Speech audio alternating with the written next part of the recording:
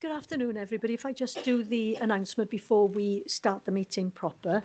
At the moment, I think we only have Councillor Gareth Richards online. So, Councillor Gareth Richards, these announcements are primarily for you.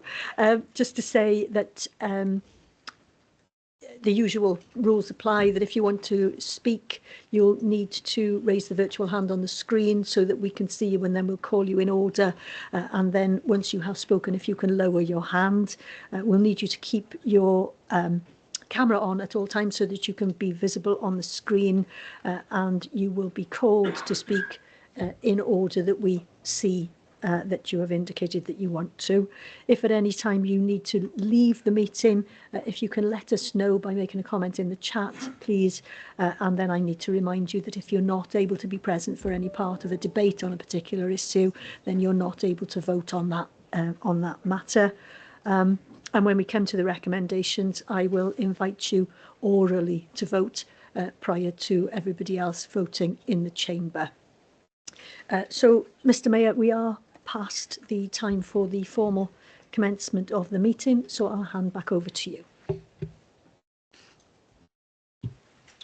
Thank you, Morning Officer. Well, Happy New Year to you all, and welcome back to our first meeting of 2025. Prynawn da croeso.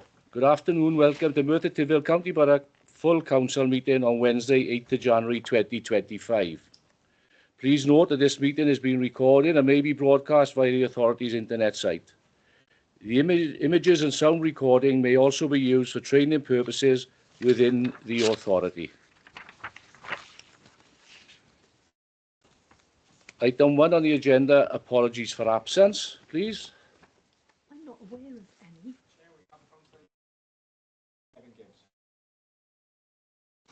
Mr Mayor, Councillor Jeremy Davis is having issues with his internet. He's going to try to get in, but I'm not sure.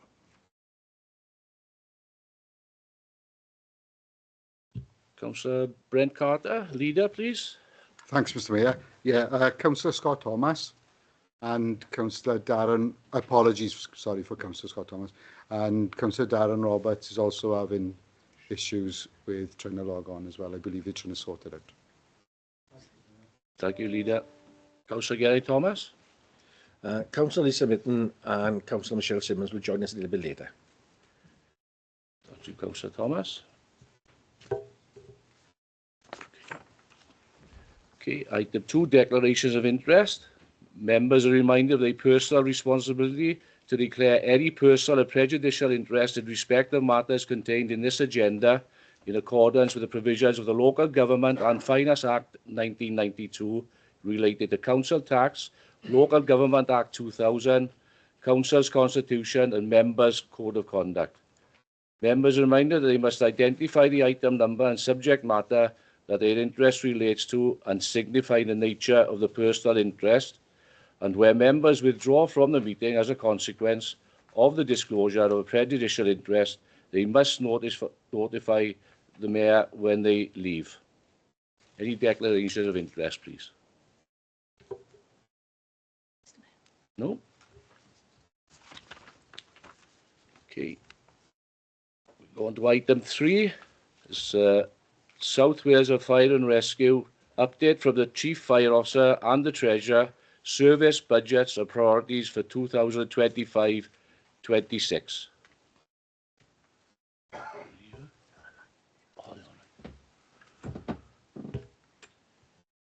Noswaith dda o di Malpas. Good evening from Malpas, Mr Mayor and Councillors.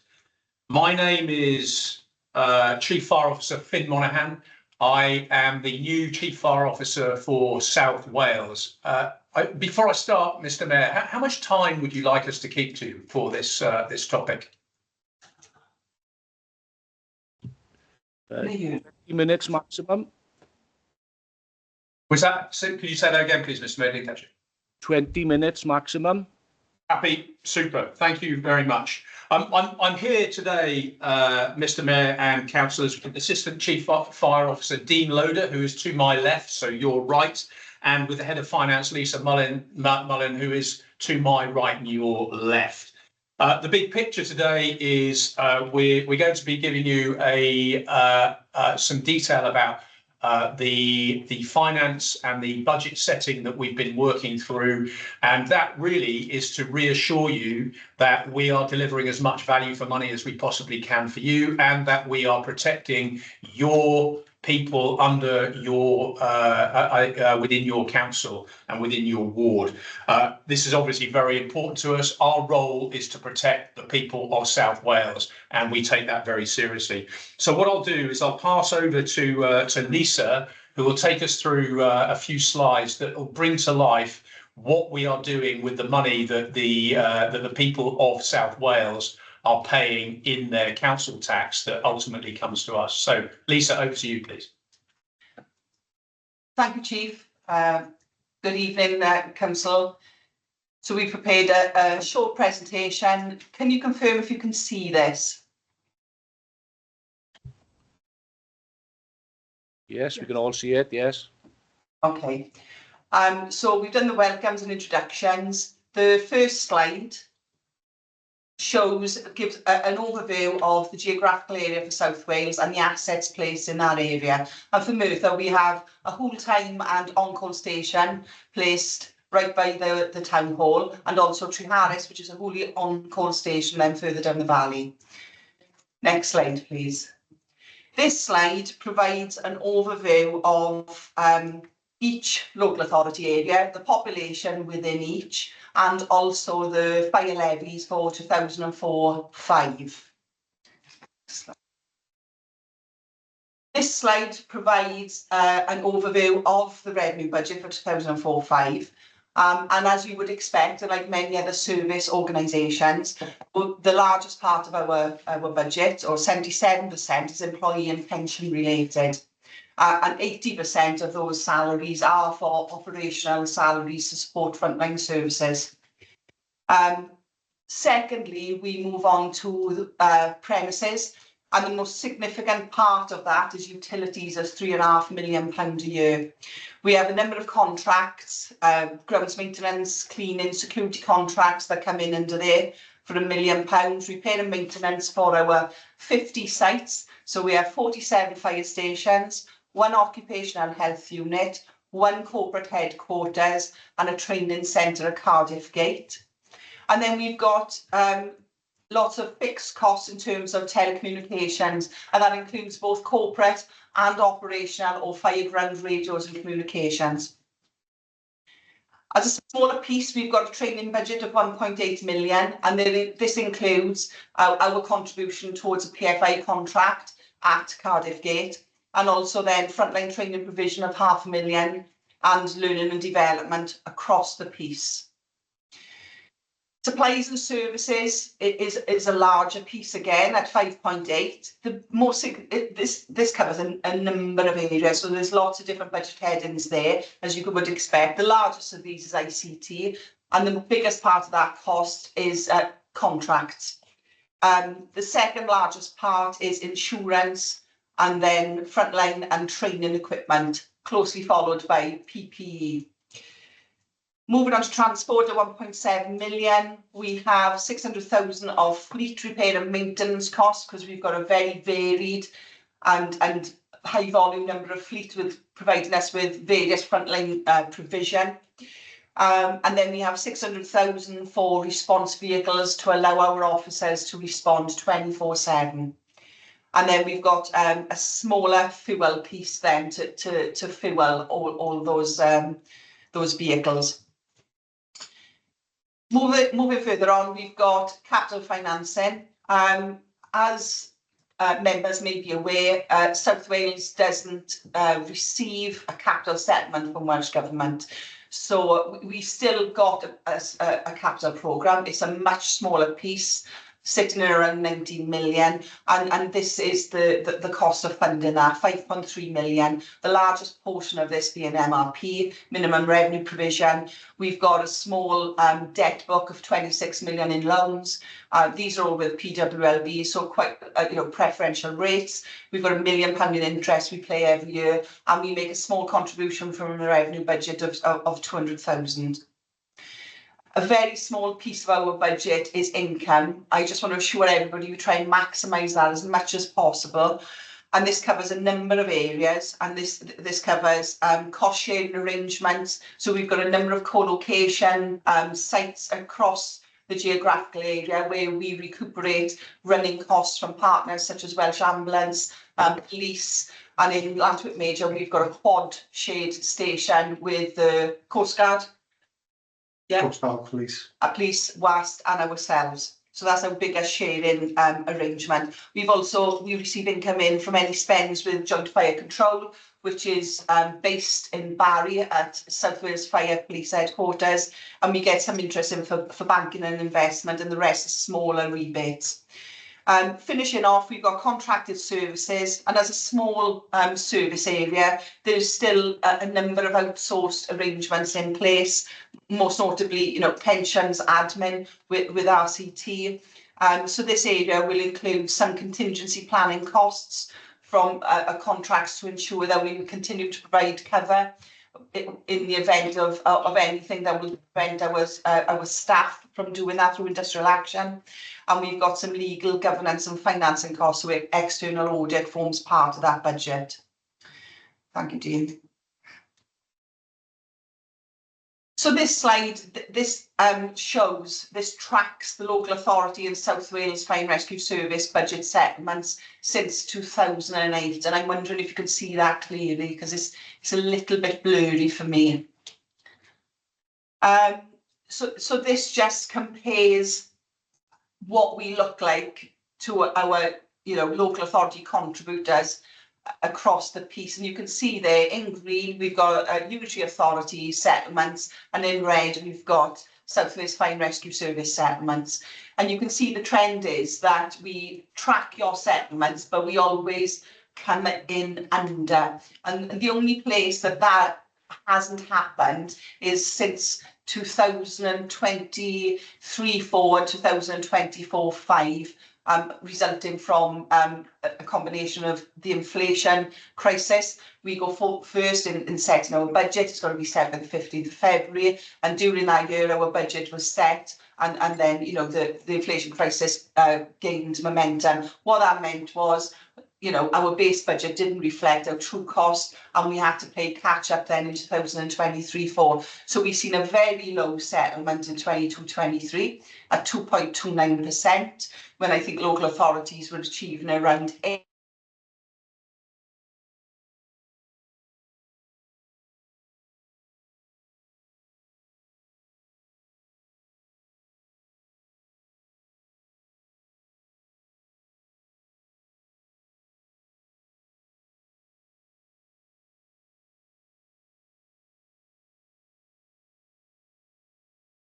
Hello? Sorry, I think we seem to have lost you though there for a moment. So yeah, in 23-24 we're playing catch up, and 24-25, which is this year, there was some changes there in regards to the rerouting of grants. So that went through the local government settlement as opposed to us. Thank you, Dean. So this slide provides you with what the cumulative effect of all the settlements are, and this shows that we are coming in under the cumulative effect of the settlement for each local authority. And I hope that it paints a picture that we are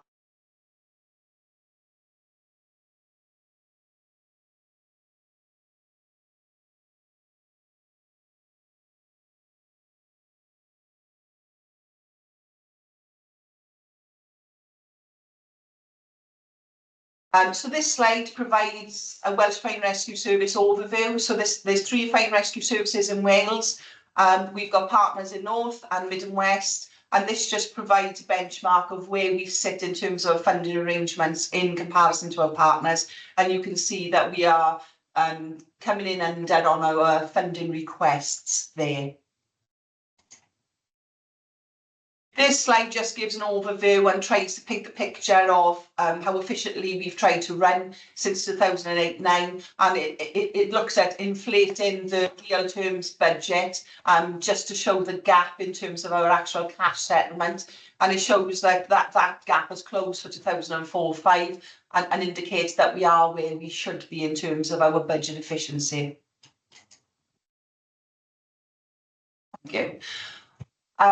This table may be familiar to those I've written out to the 31st of December with the consultation letter, and it illustrates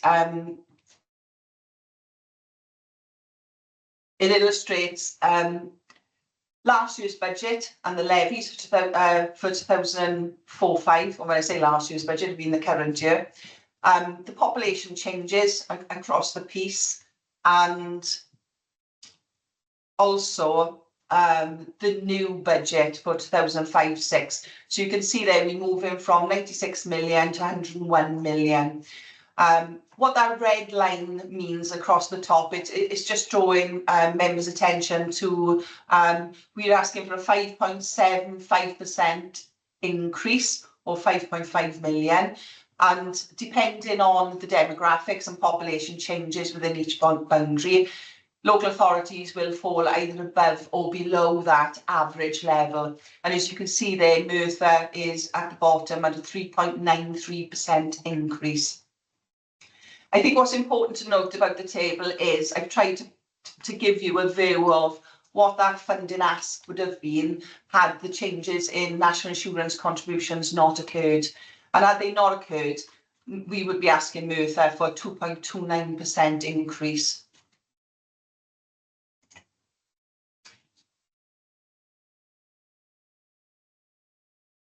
This slide looks to provide a breakdown of next year's budget. So it just takes you further from the ask, the consultation picture, into what the detail of that looks like. And it's designed to give you an idea of where our funded pressures are. Last year, pay awards were more than we had budgeted. So that first $500,000 there is playing catch up and putting that back into the base for us. We've budgeted 3% across the board for pay inflation. And of course, we've got the national insurance increase there and a smaller piece for pension. So in total, for pay, we're asking for 4.3 million extra. And then the remaining 1.2 is falling across generally those three areas: premises and comms. A lot of the costs there are fixed. We've got contracts in training, ICT and insurance that need to be covered. And then again, we just to draw members' attention back to capital financing, there's been a £600,000 increase there to support our capital investment plans. All that brings us back to the 5.5 million I indicated earlier, and the 5.75% increase. I think this budget comes with its own risks, as most will, and that is that we are setting a budget before pay negotiations have taken place. And whilst inflation is stabilising, we know that. Nobody really knows what's going to happen throughout this year now. I've assumed grants will be cash flat, and we've had no indication of any changes at this moment. And also, this budget assumes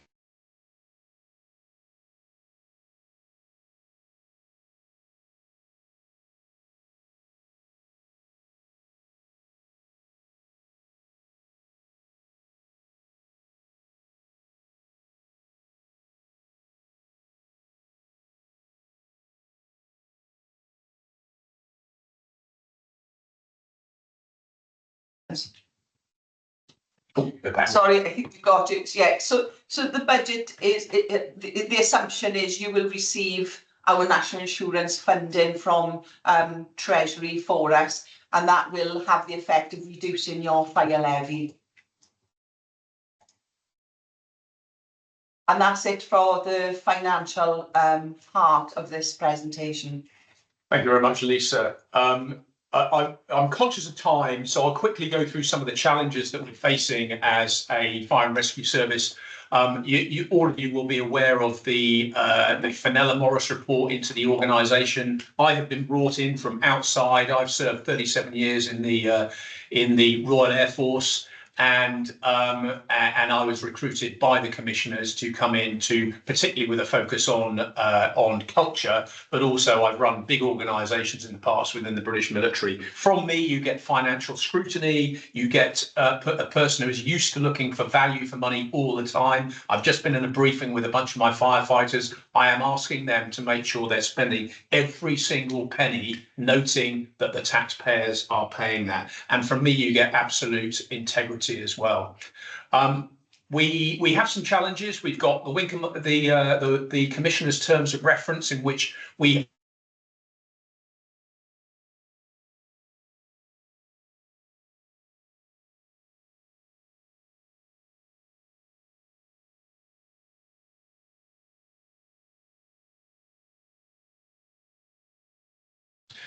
and we just had an inspection by His Majesty's Inspector of Commissioners and Fire and Rescue Services, and that is asking us to modernise so that we can protect your people better.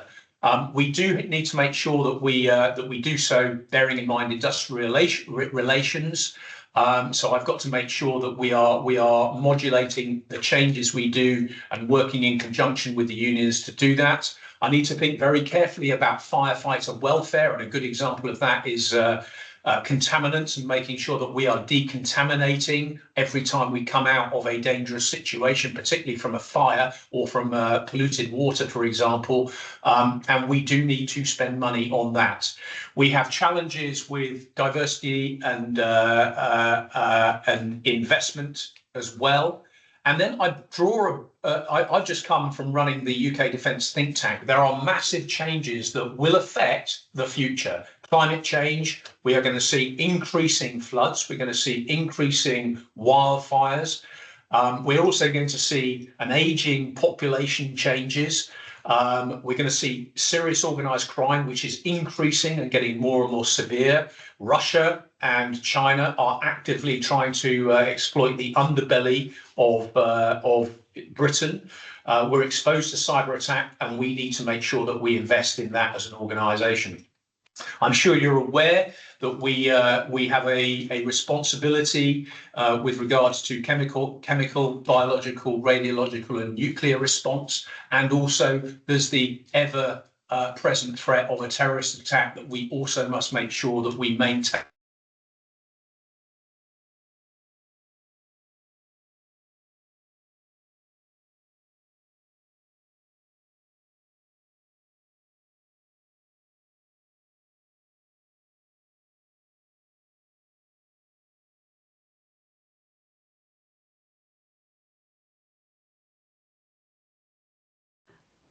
I wonder, fire officers, if you realise that there are times when you're just dropping out completely. So currently we can't hear you at all.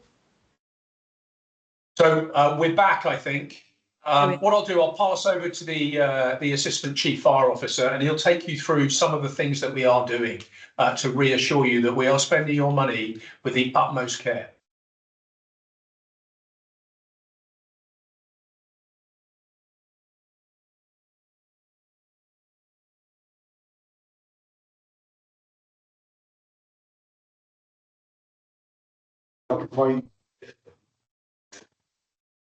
Here. So this graph here just gives you a bit of a demonstration really in comparison from 2003 to 23. So it's a 20-year period in terms of the performance of South Wales Fire and Rescue Service against a number of key performance indicators that we utilise just to measure our performance and what the value for money the Chief was talking around earlier on that we provide to the community members that we serve.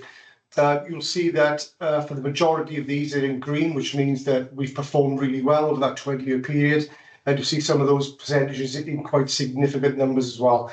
And that's as a result of the investment of community safety initiatives, the education, prevention that our firefighters undertake on our behalf with the most vulnerable members of our communities across South Wales.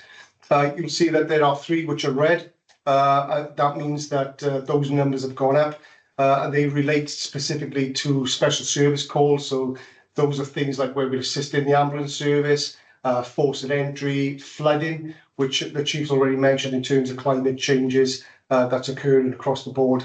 And the bottom one there, the 15% relates to our automatic fire alarm responses, which has increased over that 20-year period as well. But there's other work ongoing in terms of reducing that number down. The following slide it gives you an overview. The left-hand side, just the operational incidents over a period since 2009 to the current year. But then on the right-hand side, makes it more specific and local to Merthyr, to the area, and you'll see that across the service area, we've reduced all operational incidents by 16%, but more importantly, in the Merthyr area, those are reduced by a significant 35% during that period of time.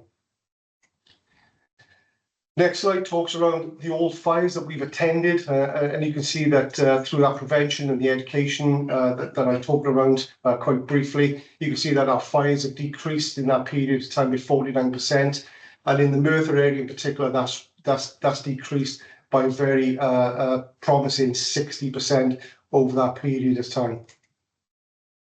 In terms of injuries and fatalities, obviously these are the most concerning for us and have the most impacts within our communities.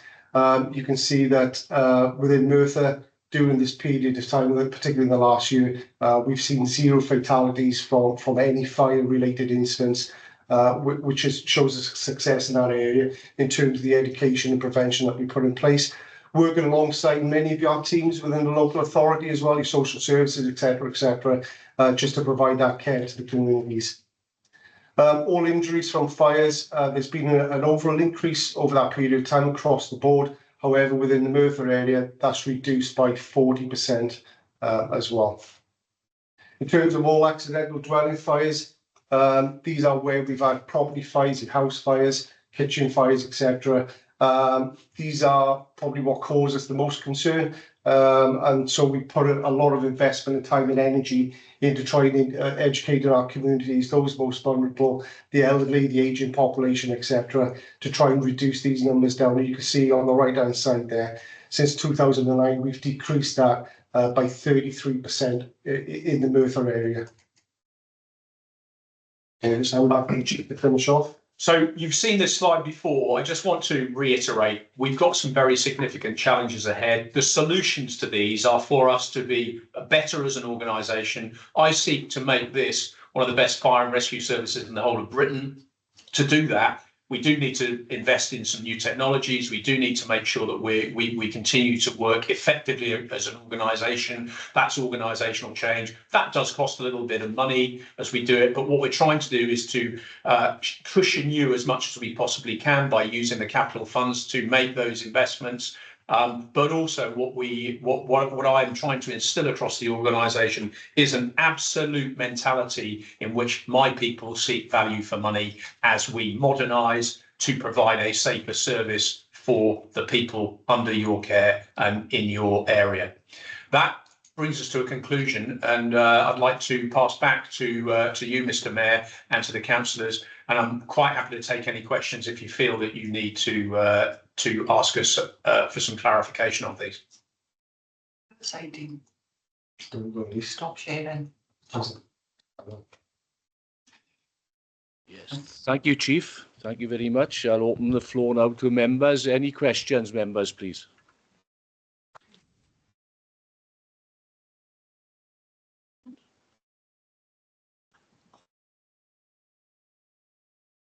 Okay, there are no questions. Any comments, please, from members? No? Oh, there we are, Chief. You've got away lightly. I'd like to thank you all for your very in-depth presentation. And if you could leave the meeting now, if you like, or you could stay for the rest of the evening, it's up to you. Thank you very much. Diolch yn fawr.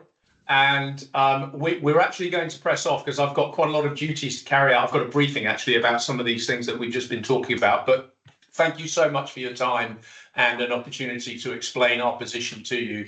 And I promise you that we will be providing the best possible service we can to Merthyr Tydfil. Diolch. Nos da. Diolch yn fawr. Thank you. Nos da.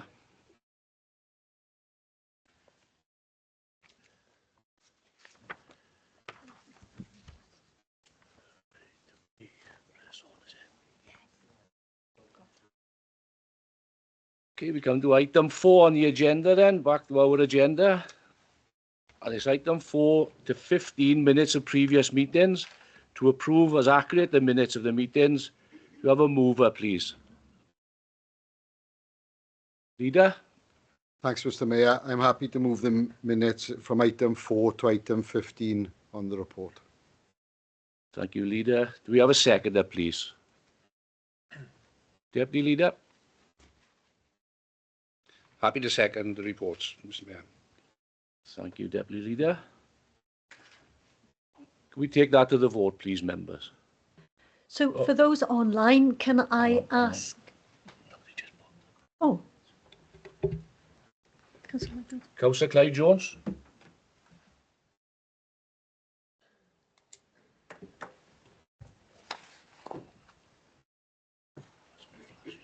Thank you, Mr Mayor. It's a correction to the minutes of the Scrutiny, Learning and LGES meeting of the 25th of November. If you look at the names of the co-optees, there are two there who have got no initials in front of them.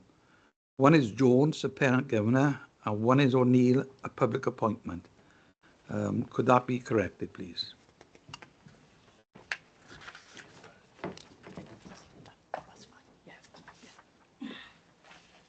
Thank you, Councillor Jones. That's fine. Sorry. Councillor David Isaac?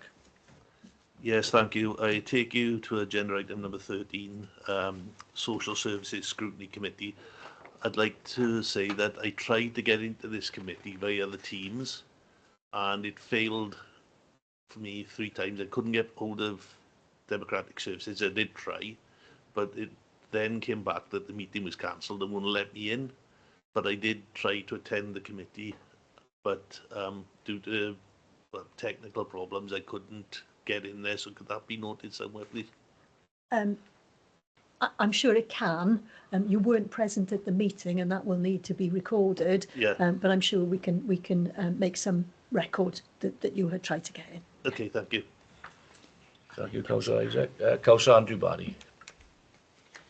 Thank you, Mr Mayor. It's a more general point. We had a discussion in the group this week about agreeing the minutes, and it comes up quite regularly in terms of if you're not at the meeting, how can you agree it? And Claire, you can give me some another reminder of what the official view is on that. But the conversation moved to, if what you're looking for is not in the minutes, then are all these meetings, are all these minutes videoed of these particular meetings? They're all videoed? Not all of them. This isn't really a discussion for Chamber. What we have done very clearly in the past is set out the reason why minutes have to come here, which is so that they get entered into the Council's record, and that's why they are approved here. The minutes are sent out to all the members of the committees for them to approve before they come here to be finally approved and added to the record. So they are the minutes as have been agreed by the members of the committees. The question was, if you refer to in this world of IT, if you refer to the videos are sometimes edited, and if we're using that as a replacement for minutes in this modern world, which you're indicating we're not. No. So we don't rely on video. So no. The initial question that we discussed was we get all the questions and none of the answers that are given.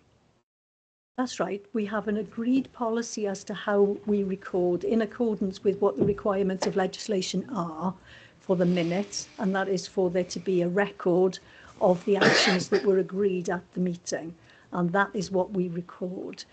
In terms of videos, if you say that they're edited, I'm afraid I can't make any comment about that at all, and I suggest that's something that we discuss outside of the meeting, perhaps with Democratic Services. I'm not aware of any videos that are edited.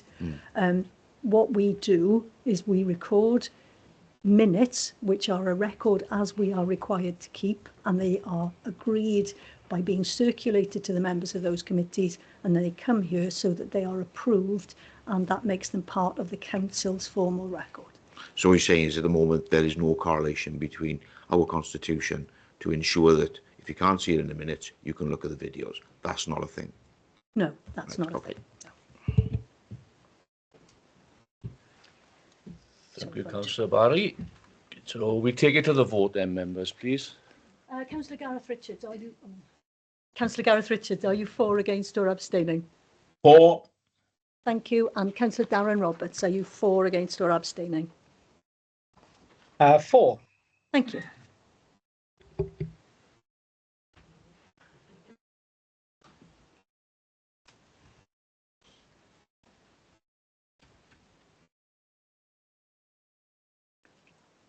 And that's carried, Mr. Mayor.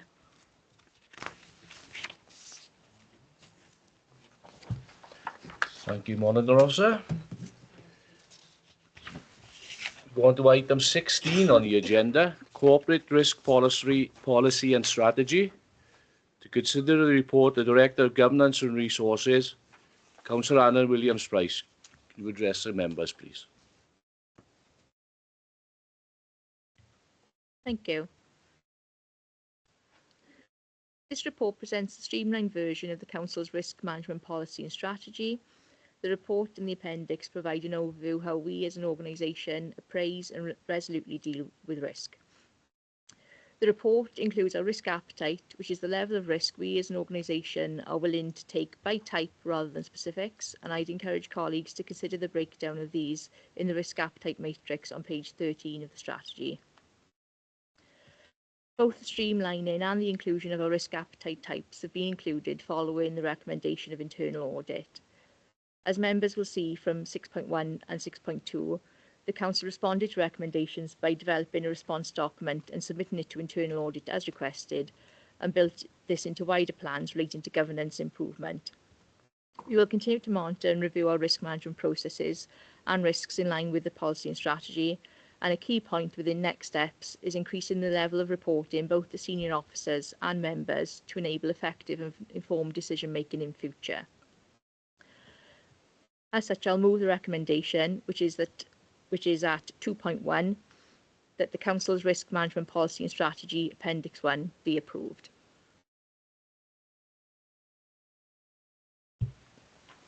Thank you, Councillor Williams-Price. Do we have a seconder, please?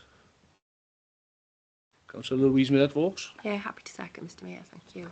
Thank you, Councillor Millett-Vaux. Any questions from members, please? Councillor Andrew Barry. Thank you, Mr. Mayor. Policy and strategy, fine. A couple of spelling mistakes in there, which need attention. It's all about the execution of the risk strategy and policy. And can I ask the Cabinet member, has the executive met in relation to risk and what the outcome of that meeting was?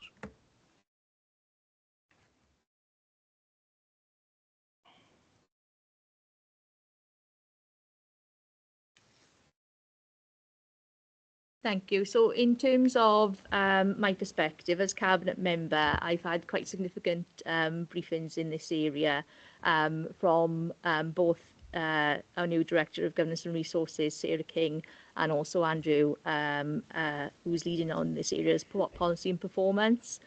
There's also been a specific meeting of the corporate management team, which I didn't attend, but I can refer to Sarah to provide some more detail on that, if that's specifically what you're referring to, Councillor Barry.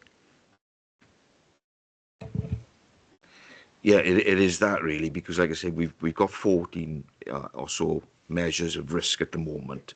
I know we've had some issues with risk with the last incumbent who was looking after risk, so it wasn't given the prominence, although as an administration when we were in, we made some considerable changes to risk to make it more relevant. So it's where we stand with the risk elements at the moment. And one of the risk elements for me is the fact that the leader is not even part-time, he works full-time elsewhere, as do some of the other members of the Cabinet. And that as a risk to this authority, not having the political ability to refer to the senior management and the executive at any one time is a risk to the authority. Thanks, Mr. Mayor.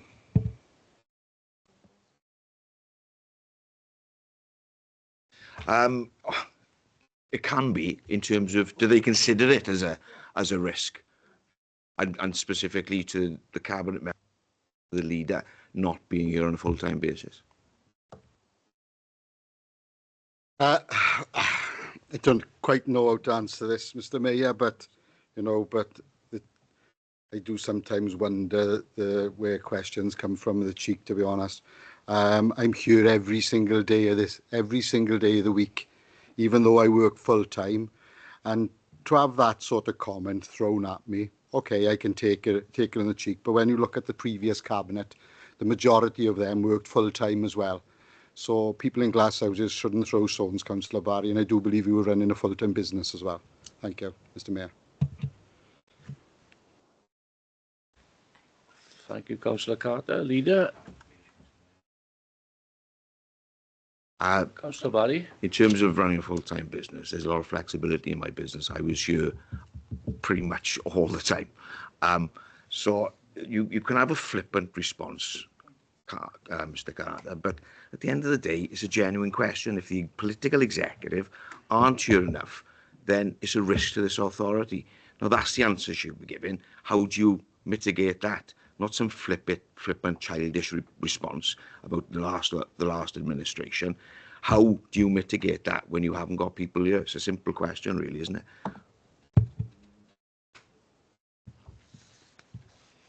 Thank you, Councillor Barry.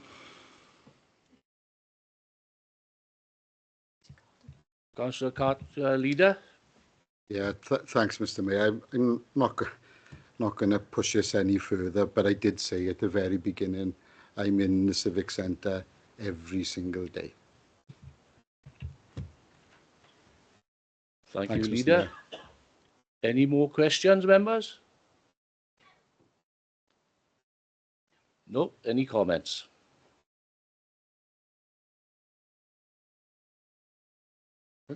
No? Okay, we take it to the vote then, please, members.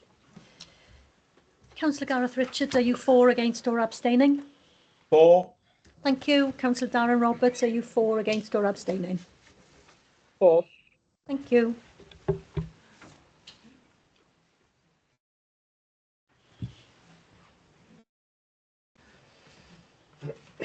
And that's carried, Mr. Mayor. Thank you, Monica Officer.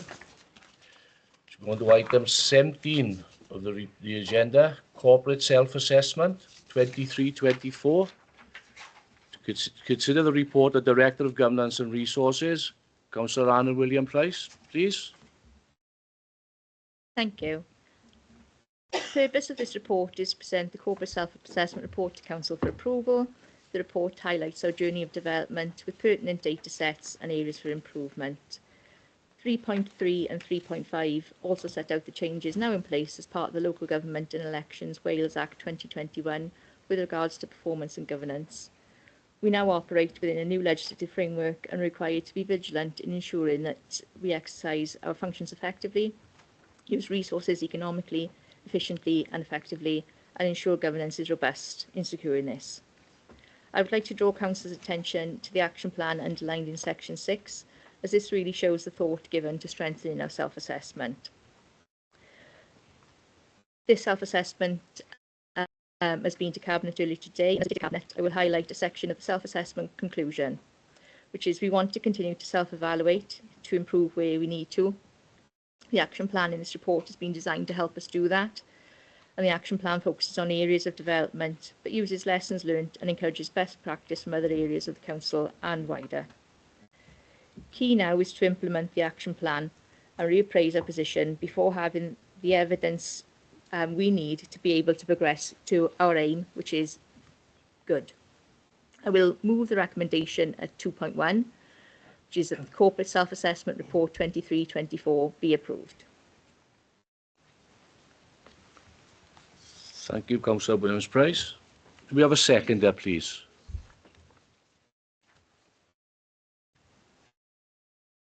I'm happy to second that. Sorry, Mr. Mayor. Oh, sorry. Your name didn't go. Sorry. Thank you, Leader. Any questions, members, please? Councillor Clive Jones. Thank you, Mr. Mayor. Got two questions on the actual report. The first one is on page 130, and at the top of the page in the corner on the left-hand side, it's headed "Not in Education, Employment or Training, NEET." It gives a figure there that, looking at year 11 NEET data, we can see Merthyr Tydfil recorded a score of 1.5. I can't assume anything from that, Mr. Mayor. Do we know how many individuals have been affected by this? And that would relate to me for the improvement if we've got the actual numbers. We have got the numbers, Councillor Jones. It has gone previously, and I'm not sure if it's actually anyone. If there's an information, it's gone as an information report to councillors, but we will get it. We will get it for you. We'll make sure that when we move forward, we'll include it in this, because I agree percentages don't mean a lot. We need the numbers. Lovely. If that could be sent to all the members, Yes, please. certainly. Thank you. And my other question is on page 142, headed "Support of the Local Economy." And in the bottom right-hand corner, it says 7.3% of empty private sector properties were brought back into use during the year 2023-24 through direct action by the local authority. Again, there are, I don't know what 7.3% is of what, but again, I think we should have the numbers in there. Maybe there is nobody here tonight who can provide those numbers, but could they be sent to all the elected members, Mr. Mayor? Yeah, we follow that, Councillor. Thank you, Councillor Jones. Councillor Andrew Barry, please. Thank you, Mr. Mayor. 6.4, strengthening governance. It's about budget board. Can I be reminded of what system is now used instead of budget board and why that was implemented?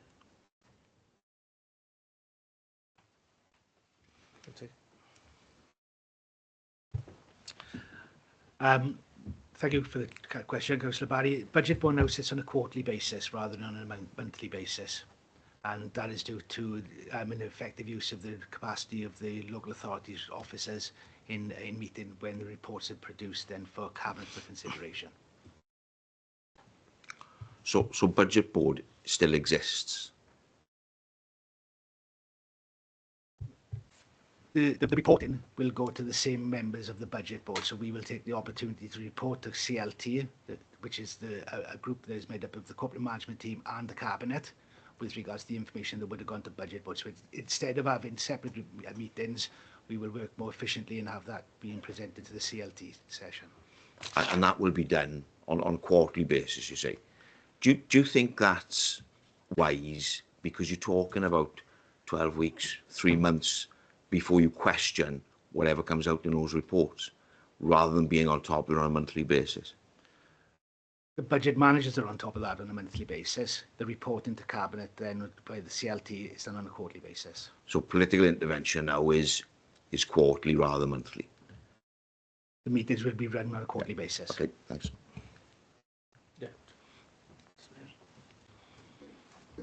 Yes, Sarah? Yeah, just in terms of going forward, in line with best practice, we will be providing a quarterly combined performance, risk and finance report. So that has been part of our response to the performance management Audit Wales report, and that is in line with best practice. So that will be a formal report that will go through scrutiny and then will be available for members, obviously. But that will be something that we put in place now for the next financial year. And Welsh Audit are happy with the changes, are they? That's in line with best practice, yes, and we've shared that with them as part of our management response. Right, okay. Thank you. Okay, Councillor Barry? Thank you. Councillor Geraint Thomas, please.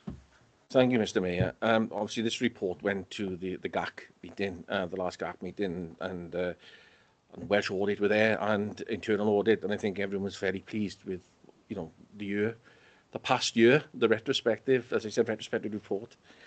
But did want to ask a question on the day, but I didn't think it was fair to put it to Sarah King, because Sarah, you newly appointed, as we talked about in that meeting, and Ellis, you weren't there, and the cabinet member wasn't there. But prior to me leaving office, I signed it off. I signed it, if I'm correct, right? So, as a retrospective report for 23-24, shouldn't that report be in our names then, rather than the current leaders? That's the question I've got for you. Somebody may correct me if I'm wrong, but obviously, once the data is retrospective, it's got to go in the current leader's name. That's my take on it. So, yeah. So that was our understanding. So. Okay. But obviously, the data is backward looking. You're totally correct there. Yeah. Thank you. Thank you, Councillor Thomas. Councillor Leader, Councillor Carter, please. Yeah, thanks, Mr. Mayor. It's not a question. It's just to give a little bit more clarity to Councillor Barry. CLT actually meets every fortnight as well, not every couple of months. So we do have regular meetings before council to go through all the reports. Thanks, Mr. Mayor. Thank you, Leader. Are there any more questions? No. Move on to comments then, please. Councillor Clive Jones. Thank you, Mr. Mayor. My comment is in relation to a matter on page 149 of the report. There's a full paragraph there, and I'll read the last sentence of that. It says, only 48% of residents in the county borough recycle food waste, in brackets, compared with 56% across Wales, end of brackets. A composition analysis of residual wheelie bins carried out in 2024 revealed that 30% of it was food waste that could have been recycled in the food waste bin.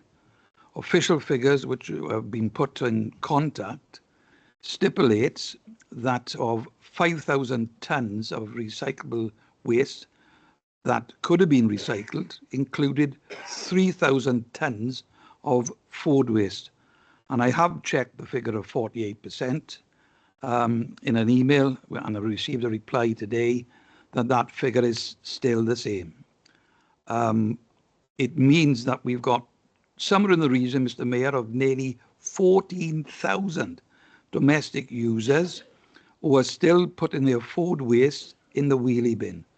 Now, I'm aware that there's been various attempts at educating the public about this, but in this day and age, in 2025, we shouldn't have individuals, when they are supplied with receptacles, they are supplied with the bags to put the food waste, are still dumping it in the wheelie bin. And this has been discussed on a number of times in the Neighbourhood Scrutiny Committee, which I'm a member, but we really need to get this done and dusted, because it'll increase our percentage of recycling in the county borough of Tydfil. Thank you, Councillor Clive Jones. Councillor Geraint Thomas, please. Thank you, Mr. Mayor. As I said earlier, I know it's quite a positive report, and at the end of the document it does say that there are no negative impacts as well, right? So I think we all should be applauded for it, really, the officers, councillors and everyone, for a real good year. And for me, it feels a bit like plagiarism when we've been part of doing all the work and all of a sudden you're not in the document. But I think the officers and the team should have a round of applause really for a great year. Well done all. Thank you, Councillor Thomas. Any more comments? We take it to the vote then, please, members. Councillor Gareth Richards, are you for, against or abstaining? For. Thank you. Councillor Darren Roberts, are you for, against or abstaining? For. Thank you.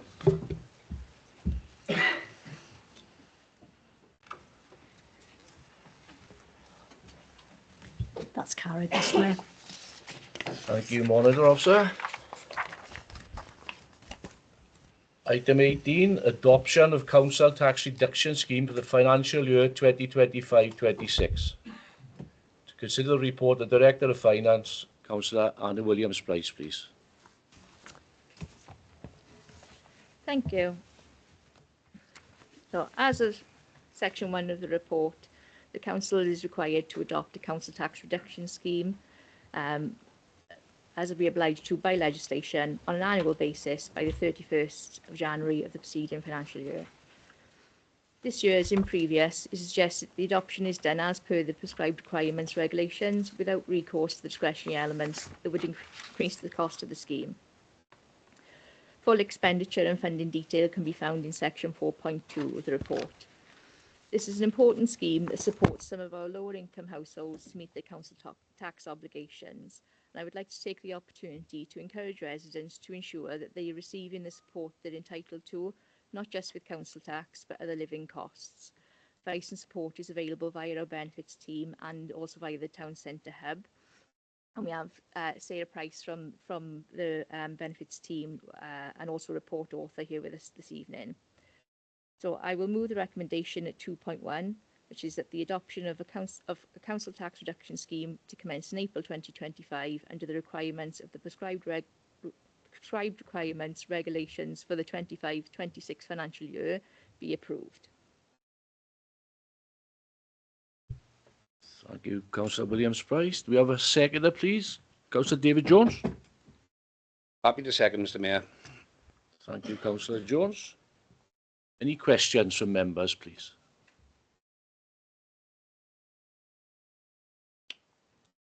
No. Any comments? No. Take it to the vote then, please. Councillor Gareth Richards, are you for, against or abstaining? For. Thank you. Councillor Darren Roberts, are you for, against or abstaining? For. Thank you.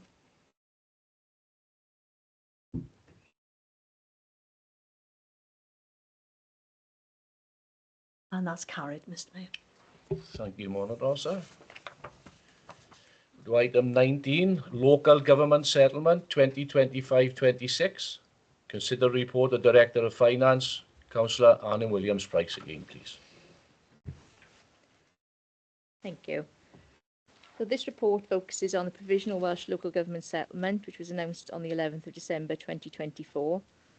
This settlement resulted in a funding increase for Merthyr Tydfil of 5.1%, with Merthyr Tydfil's revenue settlement being ranked third best of the 22 Welsh local authorities. This report focuses solely on the 25-26 budget, with medium-term financial plan implications to follow in subsequent Cabinet and Council reports. It specifically seeks to update Council on the revised budget deficit for 25-26. This is currently 5.983 million, an improvement of nearly 2.8 million on forecast. Budget deficit is underpinned by a number of assumptions, which could be found at section 3.2 of the report. Senior managers are currently engaged in identifying measures to address the revised budget deficit of 5.983 million for 25-26. Business cases and other efficiencies are being developed and will be brought before Cabinet and Council within the coming weeks. As such, I will move the recommendations, which is at 2.1, the implications of the Provisional Local Government Settlement for 25-26 outlined in section 4 and appendices 1 and 2 be noted, and 2.2, revised budget deficit of 5.983 million for 25-26 be noted. Thank you, Councillor Williams-Price. Do you have a seconder, please? Leader? Yeah, thanks, Mr. Mayor. I'm happy to second the recommendations set out in the report. Thank you, Leader. Any questions from members, please? Councillor Geraint Thomas. Thank you, Mr. Mayor. And based on the presentation we had from the fire service earlier this evening, the 5.75% that they're asking for, how much have we budgeted for the fire service? 5% has been budgeted for in line with the council tax increase. So that will now be reflected because that information is being received after this report is published. Yeah. So that will positively impact on the funding gap that you see before you. Roughly how much do you think, Craig, would it cost us extra? More than what we've got in our planning assumption? Yeah. It's less than what we got. So the actual cost for the fire service now will be less than what we budgeted for. I thought you budgeted for 5%, but they were asking for 5.75. It's actually a reduction because you look at the population change. It's a 5.7, so it's actually less budget required than what we've got in the plan assumption at the moment. Circa around £40,000. And the other question, if you don't mind, Mr. Mayor, is are we confident that the national insurance money will come down the road in the RSG? The national insurance funding will not come through the RSG. We will know more in May and June of next year with regards to the funding we'll receive for the NI employees contribution and how that applies to the public sector. Thank you.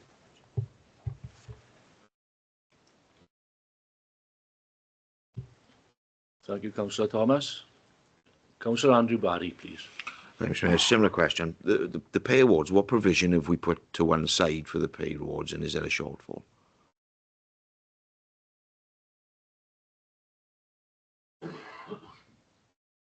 Thank you, Councillor Barry. You will note under 5.4 and 5.5 of the report, we have reflected on the pay assumptions and changed that was included in the MTFP of 2.3%.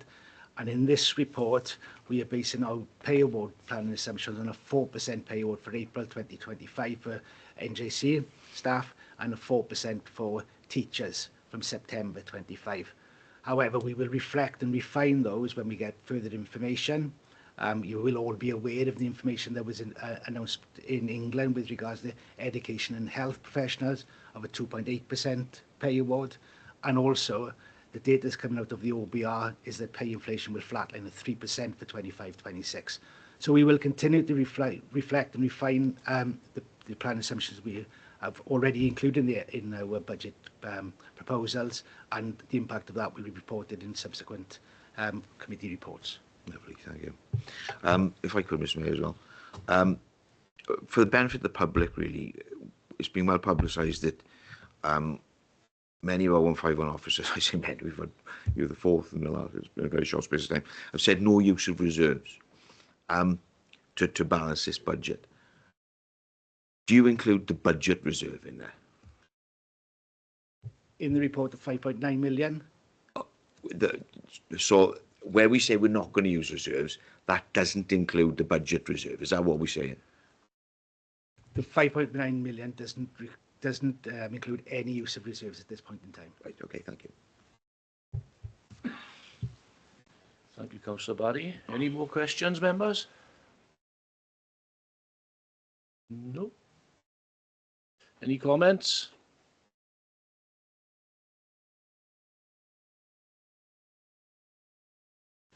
Councillor Gareth Lewis.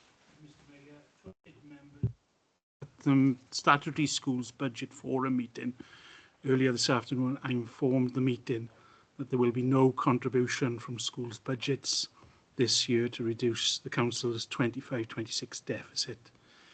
This decision underlines the administration's commitment to drive up standards of education and positive outcomes for our young people.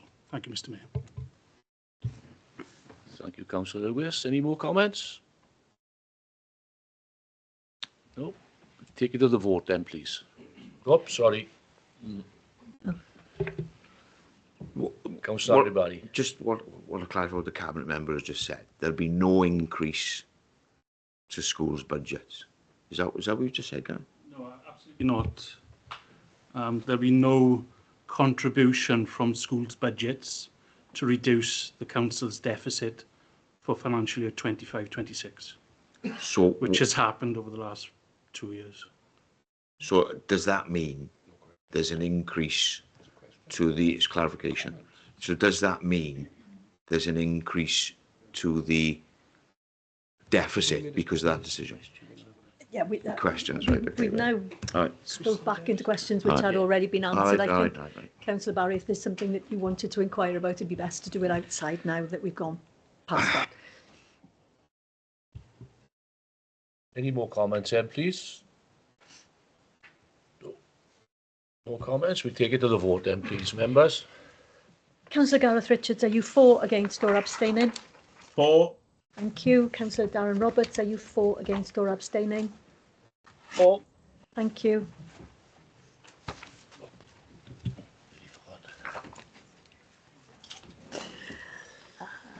That's every Everybody, that's carried, Mr Mayor.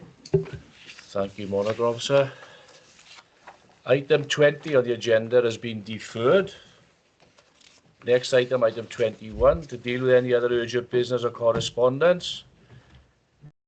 I have none. And item 22, to receive communications from Their Worship the Mayor. I have none. So I call the meeting to a close. Thank you all for your attendance.